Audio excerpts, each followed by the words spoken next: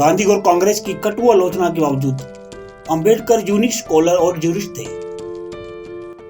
भारत संविधान के निर्माता बाबा साहेब अंबेडकर भले ही स्वतंत्र भारत के पहले कानून मंत्री और संविधान का मसौदा तैयार करने वाली समिति के अध्यक्ष बने।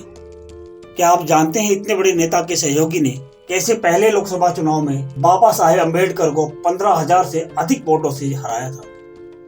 क्यों और कैसे जानने के लिए वीडियो को पूरा देखिए। आगे बताएंगे कि क्यों बाबा साहेब अंबेडकर खुद के बनाए संविधान से नाखुश थे। चैनल पर नए हैं तो प्लीज हमारे चैनल गुड रघु को सब्सक्राइब कर दें। एक विद्वान के रूप में उनकी प्रतिष्ठा के कारण उन्हें पहले कानून मंत्री और संविधान के मसौदा तैयार करने वाली समिति के अध्यक्ष के रूप में नियुक्त किया गया। वे व्यक्तिगत स्वतंत्रता में प्रबल रूप से विश्वास करते थे और जाति समाज की आलोचना करते थे। बाबा साहेब अंबेडकर एक बुद्धिमान संविधान विशेषज्ञ थे।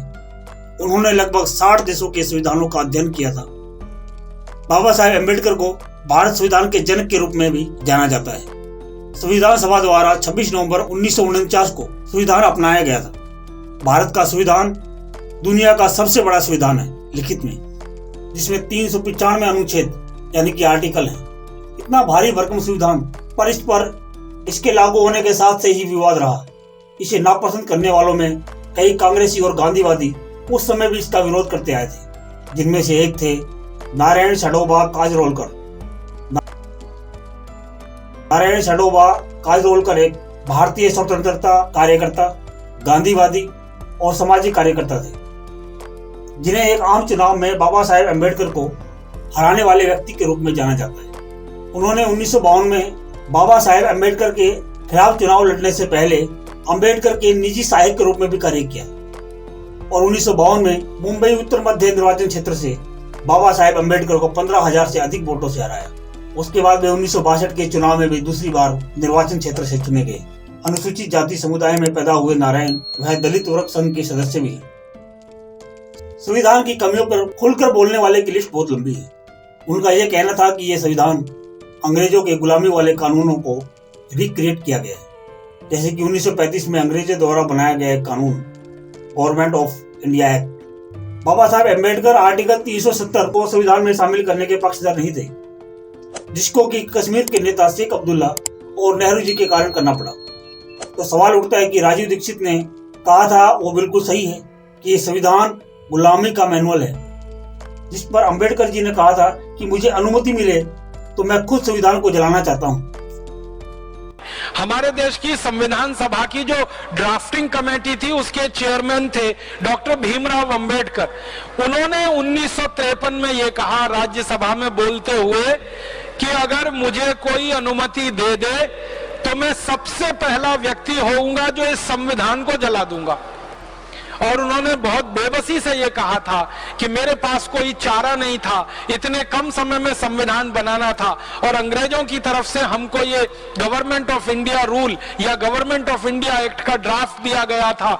आधार उसको बनाकर और दुनिया के दूसरे देशों के संविधानों में से कुछ चीजें निकालकर ये भारत का संविधान तैयार हो गया। संविधान सभा में सच्चिदानंद सिन्हा थे, पंडित जवाहरलाल नेहरू थे, सरदार वल्लभ भाई पटेल थे, सरोजनी नायडू थी, राजकुमारी अमृत कौर थी। ऐसे भारत के बड़े बड़े दिग्गज नेता थे। इनके बयानों को अगर आप पढ़ेंगे तो हैरान हो जाएंगे।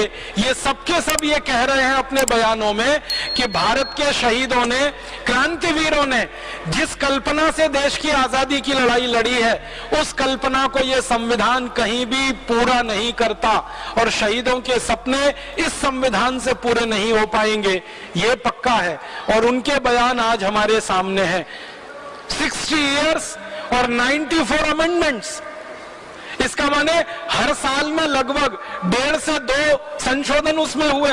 इसका माने इतने संशोधन किसी संविधान में तभी हो सकते हैं जब उसमें कोई बहुत बड़ी खराबी हो या कमी हो या कोई बड़ी बुराई हो, वरना इतने संशोधन होने का कोई कारण नहीं है।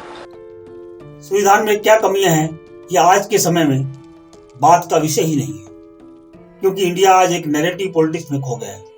आज संविधान संशोधन की बात करने वालों को दलित विरोधी माना जाने लगा है, लेकिन जिन हालातों में हमारा संविधान का निर्माण हुआ है उनमें खामियां होनी कोई बड़ी बात नहीं है। प्रेशर रहा होगा ब्रिटिश का, क्षेत्रीय नेताओं का, जैसे कि कश्मीर का मामला। समय के अनुसार जरूरतें बदलती रहती हैं। आज के भारत के हित में स्पष्ट रिव्यू लेकर खामियों को सुधारने की जरूरत है, ना कि पॉलिटिकल गेमिंग की। आप अपने विचार हमें कमेंट करके जरूर बताएं और चैनल को अभी तक सब्सक्राइब नहीं किया है तो प्लीज लाइक, शेयर और कमेंट करके सब्सक्राइब जरूर कर दें और साथ ही बेल आइकन पर भी क्लिक कर दें।